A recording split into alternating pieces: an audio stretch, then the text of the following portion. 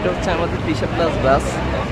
তো দীর্ঘ কয়েকদিন ধরে এই বাসের অবস্থা অত্যন্ত ভয়াবহ। অনেক ধরনের রিপোর্ট আসছিল যে তারা টিকাতলির ওদিকে অনেক সময় কাটায়, তারপরে দেন যখন তারা বাস ছাড়ে উল্টা পাল্টা চালানো শুরু করে।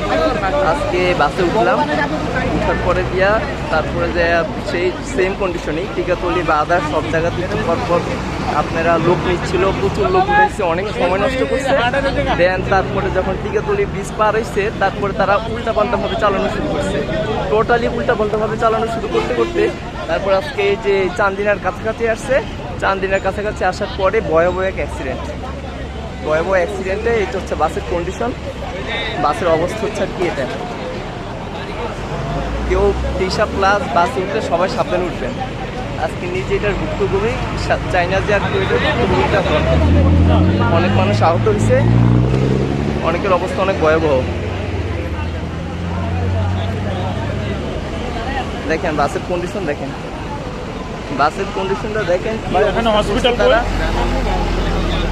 দেখেন আমরা কিন্তু আজকে বাসের ভিতরে কিছুক্ষণ পর পর রিপোর্ট জানাচ্ছিলাম যে আপনার এরকম উল্টাপাল্টাভাবে কেন গাড়িটা চালান, ঠিক আছে। আজকে বাসের ভিতরে আমরা অনেকক্ষণ ধরে এটা রিপোর্টটা জানাইছিলাম, কিন্তু আমরা তাদের থেকে কোনো সৎ কোনো উত্তর পাইনি। তারা তাদের মতো একটা জোর জবরদস্তি করছিল। এখানে মাদায়ের ভিতরে আসার পর তাদের এই কন্ডিশনটা হয়। বড় ভাইয়া এই যে দেখেন, এই ভাই এখন অনেক গুরুতর আহত হয়েছে, ভাইয়ের নাকটা ফেটে গেছে। সামনে ছিল ভাইয়ের অবস্থা অনেক খারাপ হয়ে গেছে। এই হচ্ছে আমাদের 30+ কন্ডিশন। দিন দিন 30+ যা পারছে তা করে যাচ্ছে, তাদের কোনো কন্ডিশনই নেই।